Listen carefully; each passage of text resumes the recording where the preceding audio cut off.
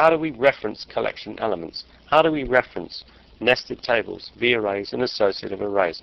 Generally, they are referenced using what is called in the object world typecasting. This is what a typecast looks like. What you do is you enclose an object within a class name.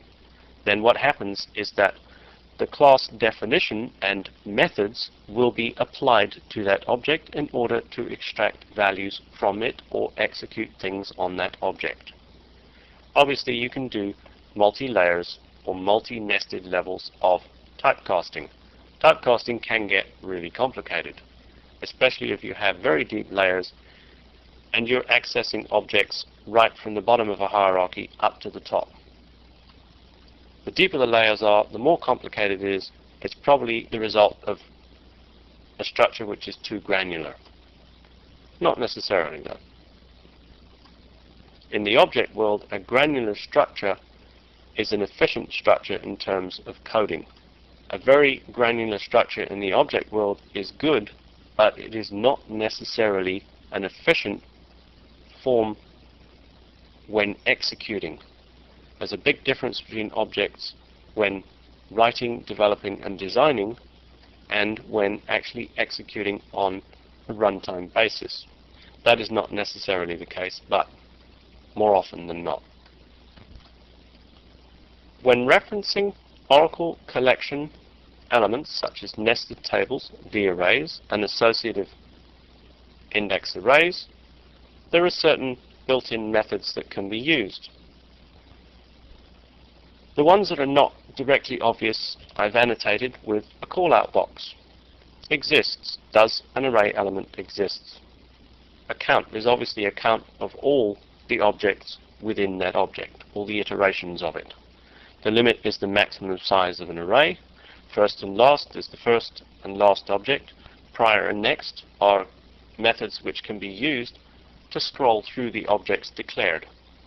Extend will actually allow you to increase the length of an array, trim will decrease the length of an array, and delete will remove specific elements that you specify.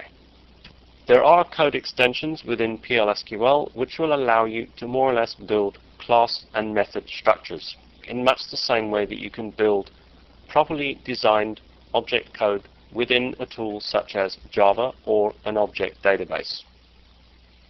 PLSQL uses specific constructor, member, mapping, and order methods. I do not recommend trying to build object structures within PLSQL using constructor, member, map, and order methods because for the simple reason that Oracle is a relational database.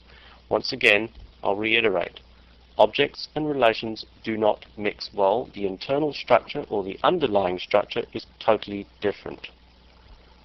Object structures are extremely efficient for retrieving very small amounts of information, specifically when you know exactly what you're looking for from a very large set of data. Relational databases are not really efficient for doing that kind of thing. But relational databases have gone through years of development, and there are many bits and pieces on the outside of relational databases, such as highly efficient indexing, which can be used to find exact matches of data within large data sets.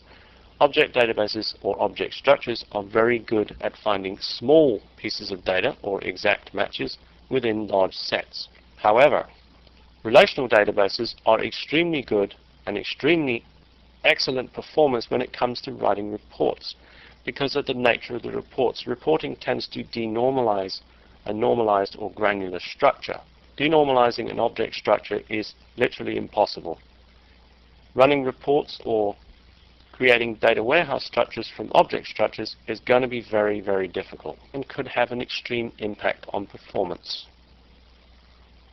One of the most crucial parts of the development of object relational databases, which are really object extensions in relational databases, are large binary objects.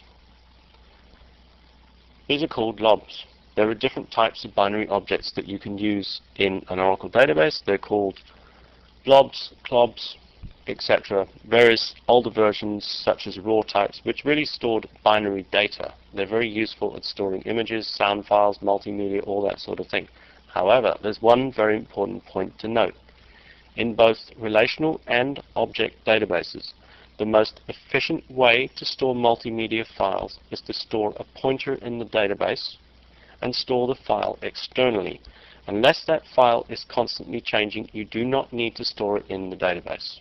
There are a lot of utilities in Oracle which allow manipulation of binary objects and all sorts of other things that you can do with them. You can also store the binary objects in Oracle. You can even separate the storage structures between binary objects and normal relational tuple data. This can help to make the access of the two different types of data more efficient. The problem with binary objects stored in a relational database such as Oracle is that generally multimedia objects are very much larger than the size of standard SQL row data. The result is a lot of conflict between the amount of information retrieved and the amount of information or physical space needed to be searched to find individual rows.